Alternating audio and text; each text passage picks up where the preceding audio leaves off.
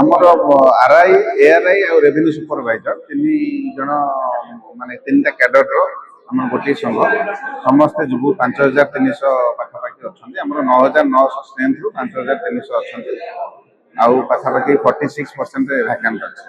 କାର୍ଯ୍ୟ ବନ୍ଦ ଏଇ କ୍ୟାଡର ରିଷ୍ଟ୍ରକ୍ଚର ନାହିଁ, ଆମର କେହି ଷ୍ଟାଫ୍ ନାହାନ୍ତି, ଜଣିଏ ଲୋକ ଗୋଟେ ଆର୍ଆଇ ଯିବ, ଗ୍ରୁପ ବି ପୋଷ୍ଟିଂ ନାହିଁ, ଯିବୁ ଆମେ ଘର ଓଳେଇବୁ ନିଜେ ନିଜେ ଏଆର୍ଆଇ କାମ ବି ଆସିଷ୍ଟାଣ୍ଟ ଆର୍ଆଇ କାମ କରିବୁ ନିଜେ ଯିବୁ। ନୋଟିସ୍ ବାଣ୍ଟିବା ପାଇଁ ବି କହୁଛନ୍ତି ଯେ ଯୋଉଟାକି ଗ୍ରୁପ ପ୍ରୋସେସ୍ ସର୍ଭରର କାମ ନିଜେ ମାପ କରିବୁ, ଅମିନ କାମ କରିବୁ, ତେଣୁ ନିଜେ ବି ଏନକ୍ୱାରି କରିବୁ।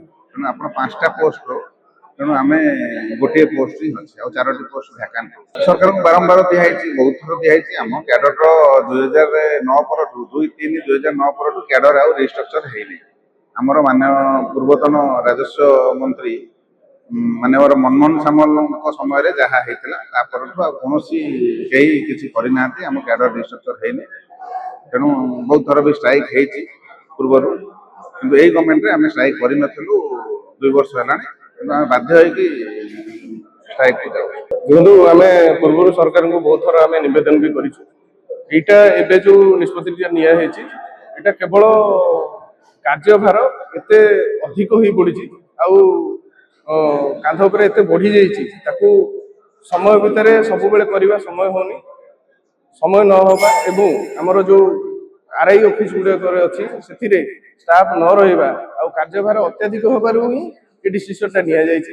ଆଉ ଏଥିପାଇଁ ବି ସରକାରଙ୍କୁ ଆମେ ବିଗତ ଦିନରେ କହିଥିଲୁ ଯେ ଆମର କ୍ୟାଡର ଗୁଡ଼ାକର ରିଷ୍ଟ୍ରକ୍ଚର କରିବା ପାଇଁ, ତାହେଲେ କାମ ବି ରେସନାଲାଇଜ ହେବ, କାମ ବାଣ୍ଟି ହେବ ଆଉ କାମ ସୁରୁଖୁରୁରେ ହେବ, ଯେଉଁଥିରେ ଜନସାଧାରଣ ମାନେ ତାର ସୁଫଳ ପାଇପାରିବେ। ଆମର ବହୁତ ପଦବୀ ଏବେ ଭ୍ୟାକାଣ୍ଟ ପଡ଼ିଛି, ପାଖାପାଖି 40%ରୁ ଅଧିକ ପଦବୀ ଅଲ୍ ଓଭର ଓଡ଼ିଶାରେ ଭ୍ୟାକାଣ୍ଟ ପଡ଼ିଛି ଆର୍ଆଇ ପୋଷ୍ଟ। ଆଉ ସେ ସବୁ ପଦବୀରେ ଏଆର୍ଆଇ ମାନେ କାମ କରୁଛନ୍ତି ଚାର୍ଜରେ ରହିକି। ତାର କେବଳ ରେଭିନ୍ୟୁ କାମ ନୁହଁ, ରେଭିନ୍ୟୁ ବାହାରେ ବି ଯେକୌଣସି କାମ ତହସିଲରେ ଆସୁଛି ଏବେ ଆର୍ଆଇ ମାନଙ୍କ ଦ୍ୱାରା ହିଁ କରି ନିଆଯାଉଛି। ଆଜ୍ଞା, ଯେତେବେଳେ ଅଫିସରେ ଆମେ ଯିବୁ, ଆମ ଅଫିସରେ ଆମେ ତାଲା ଖୋଲିବୁ, ଅଫିସରେ ପିଅନଟିଏ ନଥିବେ କିମ୍ବା ଅଲଗା କୌଣସି କର୍ମଚାରୀ ନଥିବେ, ତାହେଲେ ଆଉ ଝାଡୁ ମାରିବାଟା ଆମେ ହିଁ କରିବୁ। ଯଦି ଆମେ ବାହାରୁ କାହାକୁ ଝାଡୁ ମାରିବା ପାଇଁ ଡାକୁଛୁ, ତାହେଲେ ସେଇ କଥା ବି ଲୋକ ପ୍ରଶ୍ନ କରି ବସୁଛନ୍ତି ଯେ ଅଫିସରେ ନନ୍ ଅଫିସିଆଲ ଲୋକ କାହିଁକି ଅଛନ୍ତି, ତାହା ପାଇଁ ଦାୟୀ କିଏ? ପରିସ୍ଥିତି ତ ସେଇ ପ୍ରକାର ହେଇଛି। କିଛି ଜାଗାରେ ଯୋଉଠି ଲୋକ ଆର୍ଆଇ ମାନେ ଜାଣୁଛନ୍ତି ଯେ ଆମେ କରିପାରିବାନି, ସେଠି ଅନ୍ୟରେ ସାହାଯ୍ୟ ନେବାକୁ ପଡୁଛି, ନିଜ ଦରମାରୁ ପଇସା ବି ଦେବାକୁ ପଡୁଛି। ଆମର ମୁଖ୍ୟ ଜିନିଷ ହଉଛି ଯେକୌଣସି କାମ ଆସୁଛି ଆର୍ଆଇ ମାନେ କାମ କରିବାକୁ ମନା କରିନୁ ଆମେ କେବେ, ତା ପାଇଁ ବି ସନ୍ଦେହ ନାହିଁ, କିନ୍ତୁ କାମ କରିବାର ତରିକା ଏବଂ ତାର ଗୋଟେ ପ୍ଲାନିଂ ଦରକାର। ଯେକୌଣସି କାମ ଆସୁଛି ସବୁ କାମ ଆଟ୍ ଏ ଟାଇମ୍ ନ ଦିଆଯାଉ, ରାସନାଲାଇଜ କରାଯାଉ।